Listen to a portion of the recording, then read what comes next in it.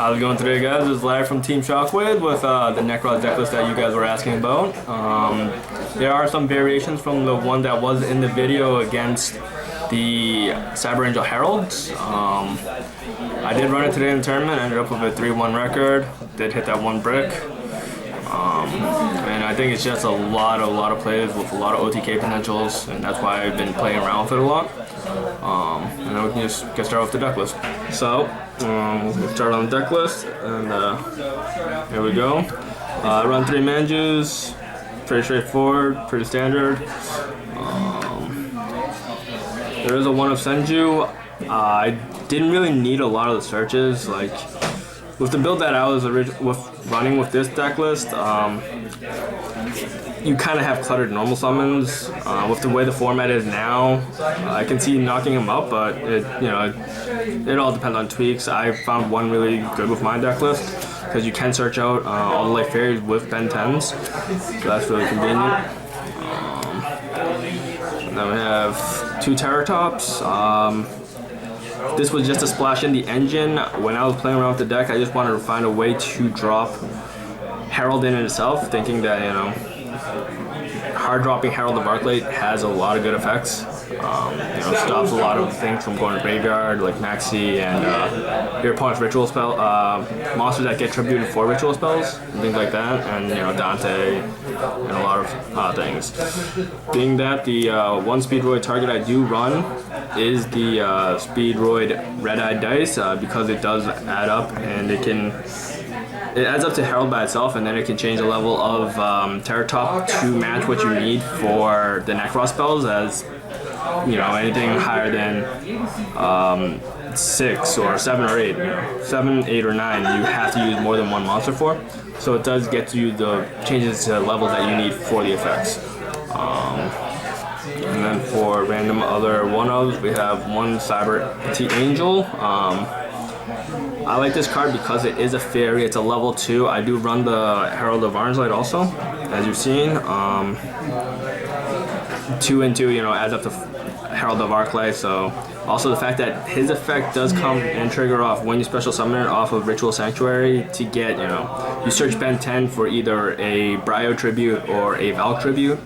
2 and Ben 10, him and Ben 10 automatically tribute off for Valk with a ritual spell. So that's nice.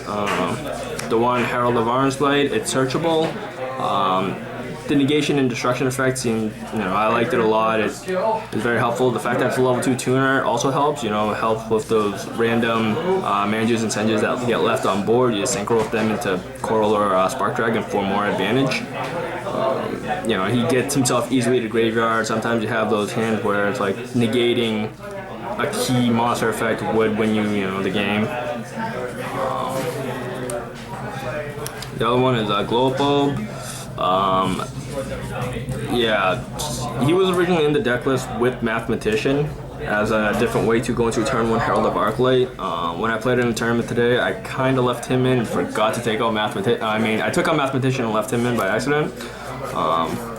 It didn't really bother me today. I didn't have any effects on it, so that. And then for the ritual monsters, we have 3 Ben 10s. Pretty straightforward, pretty standard, really good tribute. Like, Bryo in this goes into a lot of plays because you can Bryo, discharge Colossus, get Cycle, and then tribute out for Bryo, get a search for a Jew, and then just keep going and sending plays. Pretty straightforward effect, I've never hard summoned this. I've only used it for tribute fodder. This plus Valk is a lot of advantage, and it's just insane.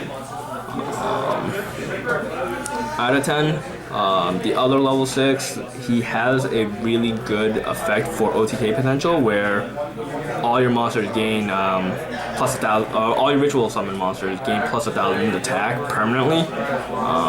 I have hard summoned this once, I believe, with Machine. The Cyber Angel ritual spell just to search. It was like a desperation play to search off of Ben 10. Other than that, he is mainly there for, after your searches for Ben 10 and you just need tribute fodder for 6s, he becomes your leftish search. There is 1 Daikini. He is in there for the Machine Angel ritual. Again, same idea as just Valk, you know, Cyber Petite Angel and Ben 10 gets a tribute for him.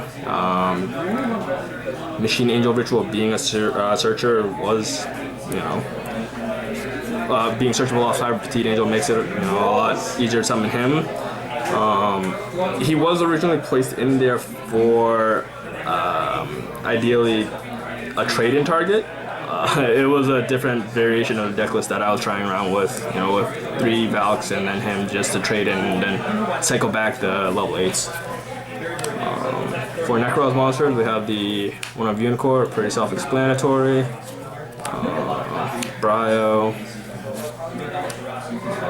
Double Colossalus. I very rarely hard summon him. You know, there are some situations where you want to drop him and, you know, negate an effect, but, you know, he essentially turns into a lot of, you know, any spell you need and then a lot of advantage through Ritual Sanctuary's effects. And then we have the 2 Valks, very searchable. I tried to minimize the number of Nekrozes just because of how bricky the deck can get, especially nowadays where you don't have a lot of time to set up. So, you know, the fact that he's very searchable makes him very easy. I won one of my games because I dropped the Unicorn and then had him protecting it against ABCs, and my opponent just couldn't get over the board, and then I assist him down him next turn. One of Frisch, that is the last Nekroz. You know, he's becomes really easy to drop and gains you a lot of advantage when you tribute Ben 10 and like banish Colossalus off Nekroz Mirror for this card, and it's just insane advantage. Any game that I've resolved Trish, I've just won. To round out the monsters, I have 2 Maxis. You know, pretty self-explanatory. We'll move on to the spells. We have Double Terraforming. The only target for this card is Ritual Sanctuary. And then it just works, has such great synergy with Ritual Sanctuary. I ran to keep it to a 40 card minimum. And then we have triple Ritual Sanctuary. This card is absolutely insane in this deck. You can trade out, you know, use Nekroz ritual spells to get access to other ones. This card just keeps floating. The number of times that I've shuffled back Preparation of Rites and drew it later in the game just to, you know, gain more advantage is absolutely insane.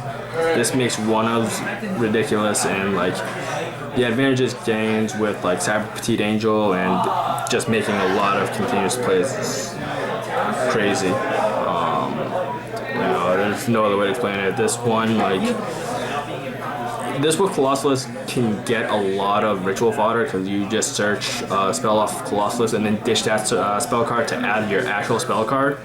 And then you can play the actual spell card, and there's 2 spells in your graveyard to bring back either Herald of Orange Light or Cyber Petite Angel and then continue plays. Crazy card, just insane. So we have 2 Nekroz Mirrors, pretty self-explanatory. 2 cycles. I knocked it down to get the hand less bricky.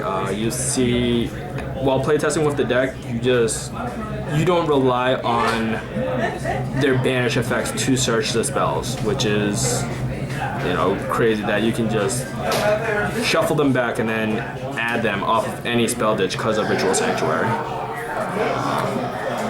One on Kaleidoscope, it's only mainly in there for Unicorn. A lot of searchability through, you know, Manju, Colossalus, Ritual Sanctuary. So if you draw, like, it just makes the Kaleidoscope Unicorn combo a lot easier to pull off.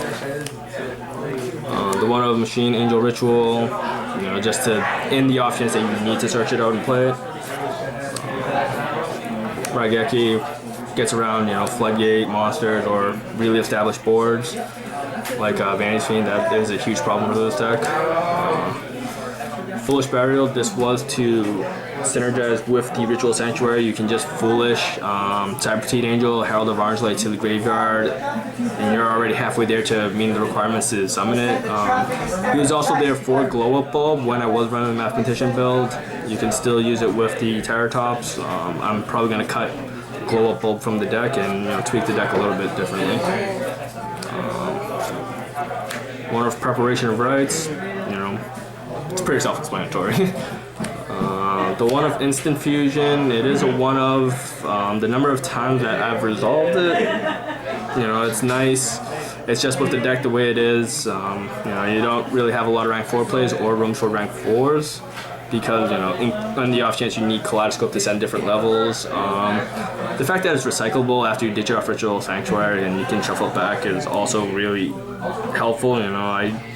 If you draw it, it's nice, you know, you don't necessarily need it to win the games, and I just want to keep the deck count low.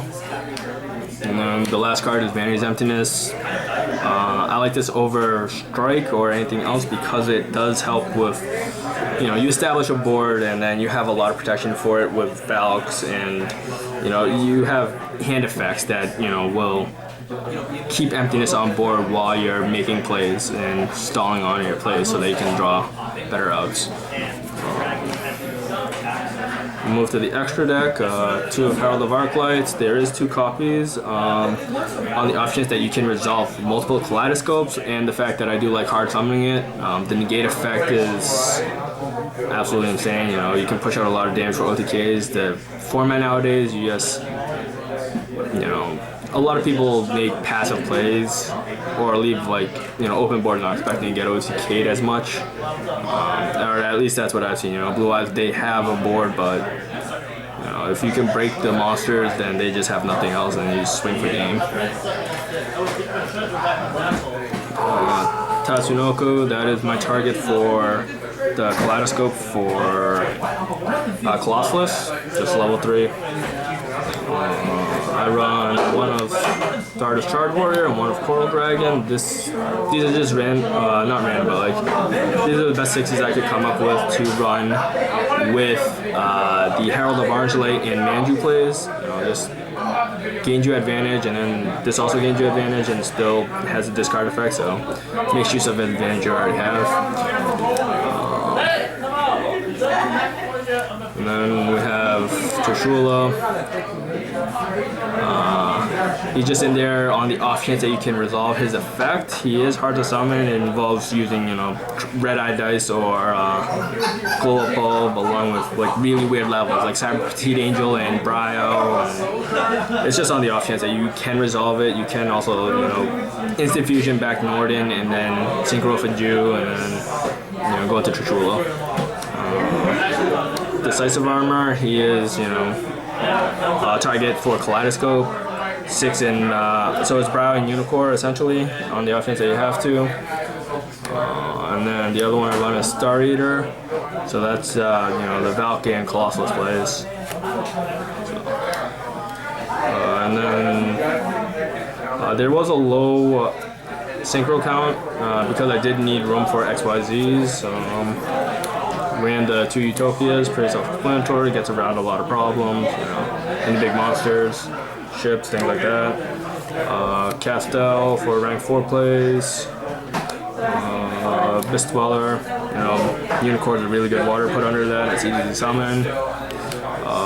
Emerald, there hasn't been a chance where I've needed to use 2 of him, but I have been considering it because of all the advantage and all the trading they do of Valkyris and the fact that you can like Emerald back Unicorn or Norden and then shuffle back their, you know, corresponding spell cards off Ritual Sanctuary just to gain more advantage is just crazy. You know, I mean, there's a reason Unicorn's at 1. Dragulus, this is essentially my way to put Bryo back into the graveyard so I can cycle him back. You know, it's on the off chance that I have a Charge Warrior or a Coral Dragon next to it, I can exceed into it. I really like his effect that it can stop a lot of offensive plays from several decks nowadays. So that's why he's in there. And then the 15th card is the Norden, the one of target for Instant Fusion. And then my side deck today, I ran 2 Grandhorn Heaven. Mainly things like ABCs where I can just Grand Horn the ABC, don't have to worry about it. Synchro decks, Pendulum decks, this is gains you a lot of advantage and like you just really need to stop that one power play and then you can just out advantage them. So that's why it's in the sideboard. 3 Twin Twisters in the sideboard. With the way the deck is, I can see maybe main decking it over that global. It's just that usually the combo pieces, you know, they're all together, so you know you need specific cards to combo off with the deck. So it's just you never really have a great ditch. You can ditch mirrors and search them, but I don't know. I just didn't like it, and with the format the way it is, I haven't seen a lot of back rows, so that's why they're sided. 2 times Vanity's Fiends, a lot of special summon decks nowadays. And then, you know, it's just really easy to drop with the Terra Top, with Unicorn, Clash Club Unicorn, and just drop Vanity's Fiend. A lot of decks will have a hard time around it turn 1. And then you can also protect it with like Valk, and then, you know, he just stays there and makes your opponent waste more resources on it. So I have 2 Quarantines. I was expecting to see a lot more Blue Eyes, so these were just in there just to shut down Blue Eyes. Against ABC, it's not that great because, you know, it does just swing over it. And then the 1 of Cyclovator, I could only find 1, so that's why we're running 1 there. And then we have Double Dark Hole. This gets rid of established boards, same thing as Raigeki. I found when I was playtesting with the deck, a lot of my problems were Vanity's Fiend and Vanity's Emptiness. You know, just floodgate cards that I just can't out. So I put these in the sideboard in case I did have to play against more Vanity's Fiends. As you know, I'd rather do Monster Destruction because Emptiness is going to go with the Vanity's Fiend. We have 2 system downs against ABCs, just wins the game. I set on a Unicorn with system down and Valk, or until I drew system down with a Valk, and then I just system down my opponent's board because he couldn't really make any plays around the Unicorn. And then the 1 of Magical Cold Spring. This was against Metal Foes. Just another way to gain more advantage. Stops OTKs as you can ditch Valk targets and keep Valk in hand off of his effect or off of Magical Spring, and then, you know, survive the turn so that you can make the play that you need to make. With the way the deck is nowadays, it is still very powerful. The problem is you have to make plays in specific order so that you keep advantage, and that's something that if you want to pick up the deck, it is very fun to pilot. It's very combo oriented, but as it always has been. But the thing is, you need to know how to perform the combos to keep the advantage. And Unicorn is just way too strong right now, and Trish. I love Trish, so you know he's always my favorite thing to drop. And then if you know how to play it, that's the thing. Just learning how to play the deck. I don't even know how to make all the, you know, keep advantage the way that I should. I missed open OTKs on several occasions. But it is a very fun deck to play. You know, for all those people that want to play Nekroz and couldn't afford it when Valks were 80s, it's very fun and very strong right now to play. This is Larry from Team Shockwave signing out.